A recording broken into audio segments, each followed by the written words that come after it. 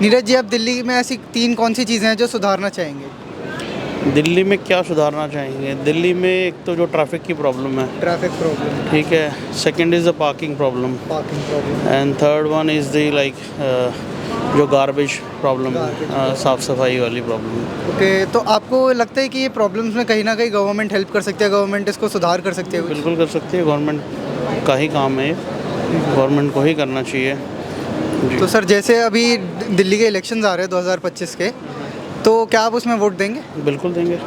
क्या मैं पूछ सकता हूँ किस पार्टी को देने की सोच रहे हैं? नहीं, ऐसे तो नहीं डिस्क्लोज़ कर सकते कोई कि बात नहीं। जी। तो सर, जैसे कि 3 पार्टीज़ हैं जो मेजरली उसमें लड़ाई में है, पॉलिटिक्स में, वो है कांग्रेस। तीन नहीं है, दो ही हैं। 3 ऐसे दो ही हैं है, सर? दो ही हैं। ऐसा क्यों सर? नहीं, वो तो सबको पता है ना, कांग्रेस तो लड़ाई में ही नहीं है। क्या बात सर? नहीं, लड़ ही नहीं रहे वो, इलेक्शन कहाँ लड़ रहे हैं वो लोग? They are sir, zero, they will be zero again. Okay, okay. Right.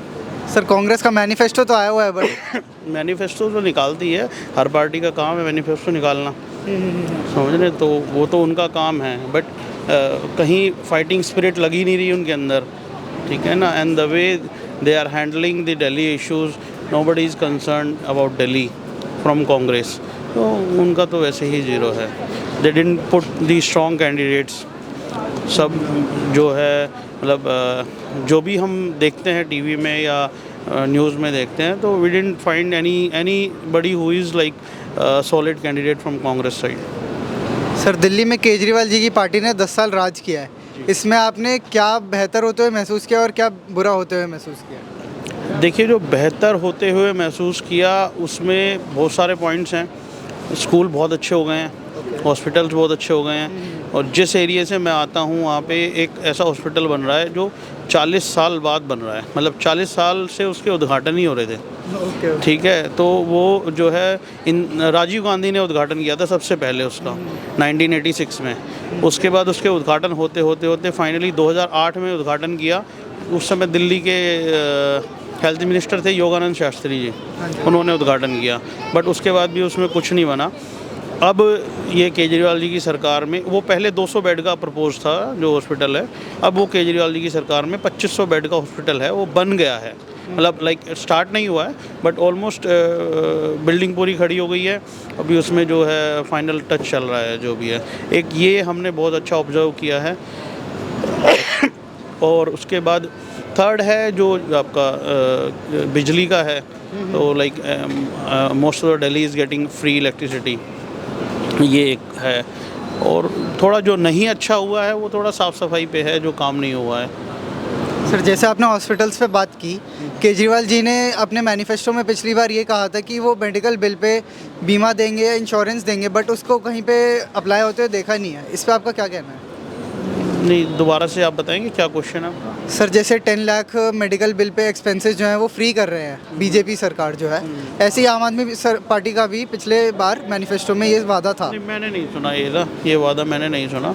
बाकी वो कर रहे हैं, बीजेपी ने कह दिया है कि ये ऐसा कर रहे हैं, तो लाइक उनकी बाकी लगभग पूरे भारत में उनकी सरकार है, तो पहले वहाँ कर लें तब यहाँ कर लें। तो सर, जैसे आयुष्मान योजना जो बीजेपी चला रही है, आम आदमी पार्टी भी चलाने वाली थी बट उन्होंने चलाई नहीं, ये कहा जा सकता है एक झूठा वादा किया गया। अब जैसे कि आपको पता ही नहीं है कि ऐसा कोई वादा था भी, तो क्या इसे कहा जा सकता है कि आम आदमी पार्टी ने वादा किया और काम नहीं क्या किया? है आयुष्मान योजना की जो टर्म एंड कंडीशंस क्या हैं? सर, 10 लाख का मुफ्त इलाज मिलता है हॉस्पिटल्स में टू पुअर पीपल। नहीं, तो उसमें क्या कंडीशन, पुअर किसको पुअर बोलते हैं? उसमें क्या कंडीशन है, क्या एलिजिबिलिटी क्राइटेरिया है? बिलो पॉवर्टी लाइन ही होता है सर। नहीं, what is below poverty line in Delhi? उसके अंदर जो पॉइंट्स हैं वो ये है कि अगर आपके घर में रेफ्रिजरेटर है तो you can not have Ayushman card. अगर आपके पास मोबाइल है तो आपके पास आयुष्मान कार्ड नहीं हो सकता। अगर आपके घर में 10,000 से ऊपर इनकम है तो आपके पास आयुष्मान कार्ड नहीं हो सकता। फिर किसके पास हो सकता है? दिल्ली में रिक्शा वाले के पास तो मोबाइल है। सर, जो गरीब से गरीब आदमी है उसके पास तो होना ही चाहिए आयुष्मान, क्योंकि एक रिक्शा वाला अफोर्ड नहीं कर सकता। कि ना बिल्कुल समझ गया मैं आपकी बात, लेकिन जब वो एलिजिबिलिटी क्राइटेरिया में नहीं आ रहा है। अच्छा, आपने आज की न्यूज़ सुनी है? क्या सर? आज की न्यूज़ ये सुनी है कि इंडियन मेडिकल एसोसिएशन ने हरियाणा में आयुष्मान कार्ड एक्सेप्ट करने से मना कर दिया है। अच्छा। बिकॉज उनके 400 करोड़ के बिल पेंडिंग है, वो फंड नहीं किए हैं हरियाणा गवर्नमेंट ने। तो ऐसी योजना का जिसका फंड ही नहीं हो रहा, नियरेस्ट स्टेट है दिल्ली की, उसमें नहीं फंड हो रहा, तो वो मतलब उसको यहाँ ला के क्या करेंगे। जो सर ये फंड की बात है, इसमें आम आदमी पार्टी ने काफ़ी फ्रीबीज़ बांटे हैं, जैसे कि फ्री बिजली, फ्री पानी और फ्री बस पासेस भी। तो ये जो गवर्नमेंट का बजट है वो उसे लॉस में ले गया उस वजह से। तो कहाँ पे पढ़ा आपने, ये लॉस में चला गया? सर डेफिसिट में चला गया था। कहाँ पे पढ़ा आपने ये? सर आर्टिकल है, रिपोर्ट है, कहाँ पे है ये रिपोर्ट? ऑनलाइन है पे सर। हाँ बताइए कहाँ पे है ये डेफिसिट? नहीं बताइए ना डेफिसिट में कहाँ पे है। और अगर डेफिसिट में है तो जो बाकी स्टेट्स की गवर्नमेंट है, जैसे नियरेस्ट स्टेट है हमारी उत्तर प्रदेश, 6 लाख करोड़ का कर्जा है उस पर, 6 लाख करोड़ का डेफिसिट है उस पर। गुजरात पे 4.5 लाख करोड़ का है, हरियाणा पे है, एमपी पे है। तो वो डेफिसिट तो लगभग हर सरकार चल रही है, कौन नहीं चल रही है। और फिर रही बात भाई इन्होंने फ्रीबीज बांटे हैं, अभी तो तीनों पार्टी बोल रही हैं, हालांकि मैं तो एक को कंसिडर ही नहीं कर रहा, दूसरी पार्टी भी तो बोल ही रही है ना फ्रीबीज देने की। तो वो इक्वल भाई कल परसों पता नहीं मैंने मोदी जी का भाषण सुना था, वो ये कह रहे थे कि जितनी योजनाएं चल रही हैं वो चलती रहेंगी। तो it means they are accepting कि ये फ्रीबीज ये तो अच्छी थी, या तो ये आएंगे तो बंद कर देंगे, ऐसा कुछ होगा। सर आपको ये नहीं लगता फ्रीबीज़ वोट बैंक के लिए दिया जा रहा है गरीब लोगों से? देखो ऐसा है, ये तो सभी कर रहे हैं, ठीक है ना। ये आम आदमी पार्टी तो कर ही रही है, केजरीवाल ये बीजेपी भी कर रही है और कांग्रेस भी कह रही है। तो ये तो अब जो कल्चर है ये हो गया है। और फ्रीबीज़, आप इसको फ्रीबीज़ मत समझिए, सुविधाएं हैं जो जनता को मिलनी चाहिए। अभी समझिए इनकम टैक्स पेयर है, उसकी हालत वैसे ही ख़राब है। सरकार की तरफ से मिल क्या रहा है, इनकम टैक्स पेयर को क्या मिल रहा है, ठीक है। जो एक छोटा सा मैं आपको एग्जांपल दूंगा, जो हेल्थ है, आदमी जो इंडियन सिटीजन है उसकी हेल्थ है, वो एक स्टेट सब्जेक्ट है, मतलब गवर्नमेंट का सब्जेक्ट है। और गवर्नमेंट का काम है कि अपने जो उसका नागरिक है, उस सरकार में आने वाला नागरिक है, उसकी स्वास्थ्य की देखभाल करना, वो स्वस्थ रहे, ये उस सरकार का काम है। इसकी पूरी रिस्पॉन्सिबिलिटी उसकी है।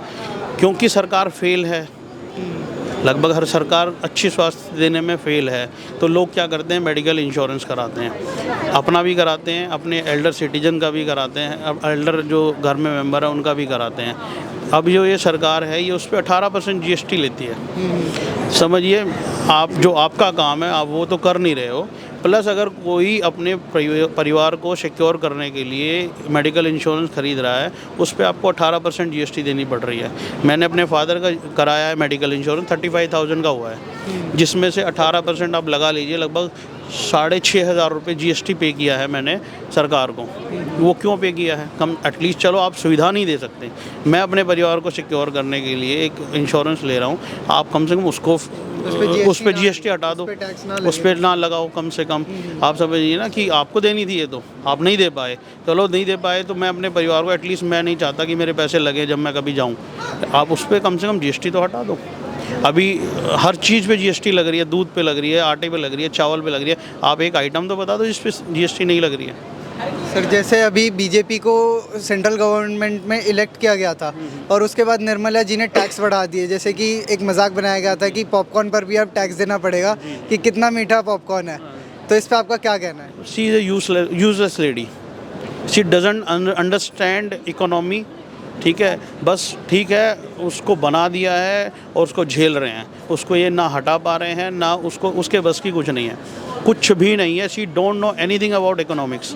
उसको कुछ भी क्वेश्चन कभी पूछ लेता कोई उसमें प्रेस कॉन्फ्रेंस में, तो वो आगे पास ऑन कर देती है कि ये बंदा जवाब देगा, ये बंदा जवाब देगा, खुद वो जवाब। अभी उन्होंने एक नया रूल लेके आए हैं कि जो सेकेंड हैंड गाड़ी कोई ख़रीद रहा है उस पर वो GST चार्ज करेंगे, ठीक है। आप मुझे ये बताइए, जो सेकेंड हैंड गाड़ी बेच रहा है, सबसे पहले जो बेच रहा है वो जितने में उसने ली है उससे लॉस में बेच रहा होगा, प्रॉफिट में नहीं बेच रहा होगा। और जो बंदा उस गाड़ी को ख़रीद रहा है, वो इसलिए ख़रीद रहा है because he cannot afford a new car, ठीक है।